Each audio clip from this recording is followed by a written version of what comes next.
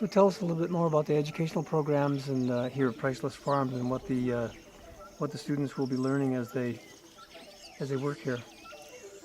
That's a big question. There's so much to learn.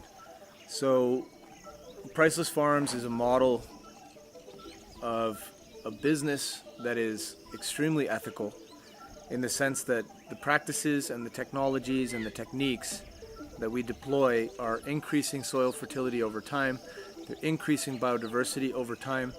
They're producing abundant and considerably unlimited, based on the limits of the land, long-term food, fuels, and fibers for civilization. So when a student or an employee begins working on this farm, they start learning all of that. They start learning what it means not to step on garden beds and how to create pathways between the gardens so that the soils where they're growing their foods are not being compacted.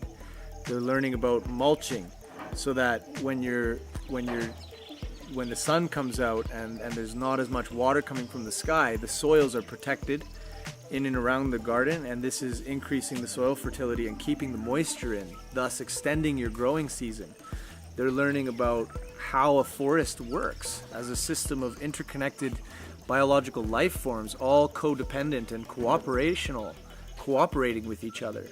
And they begin to understand that they themselves as humans actually have this symbiotic relationship if they choose, or they can have a bad relationship in the sense that they could be doing bush burning and destroying the soil. So they could be clearing the forests and not replacing the trees that they cut.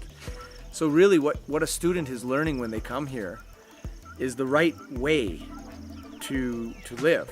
As far as I'm concerned, the right way to live would be to create a healthy, vibrant, socially conducive landscape that enables all people, irrespective of your religion and irrespective of your political sentiments, enables everyone to get along and harmonize first with nature and therefore with themselves. And I think one of my most favorite quotes, I think it was Bill Mollison who said that there can be no peace without ethical land use ethics. Sustainable land use ethics, without sustainable land use ethics. And I think if you really take the time to consider that, you think about the world and where we are today with mass populations densifying into cities which are sucking the life, literally sucking the life out of the rural landscapes.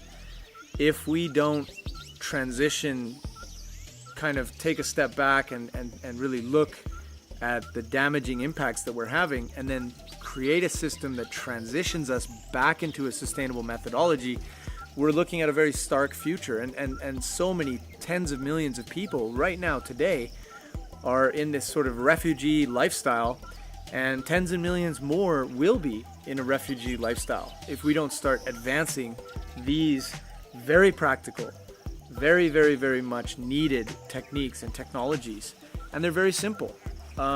Some of my most successful students are under the age of 15, and everybody can get this. It's just a matter of how do you contextualize it with regards to the landscape that you're in. And I think that's one of the key proponents of what I call the love on land system that I've developed over the 10 years that I've been focusing on this, is to really take the idea of cultural context and environmental context, meaning what biological region, what climatic region are you in, and how do you tailor the massive wealth of knowledge that sustainable design, like permaculture design, has to the student in their specific context, rather than just doing a sort of cookie cutter education. We know that there's primary things: water, pathways, structures, zone planning, sector planning. These types of concepts are primary and fundamental to permaculture design. So how do we get those through in such a way that the student immediately grasps them, immediately understands the relevance to their personal life?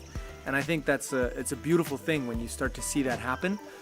And so that's the education that people are getting here. They're getting the most, my sentiment, they're getting the most practical, most important knowledge, and they're getting the experience, because it's a live, work, study environment. So they're getting that actual experience. And my belief is, after being on this farm for 6 months, anybody who's able to graduate with honors from that program and prove that they're an ethical and hardworking person, they're a great candidate for a farm manager, or at least to go on to another system whereby they can start up a new property, because they'll have learned all of those primary skills about what it takes to turn a damaged landscape or a new landscape into something that is truly beneficial for the world and for their communities.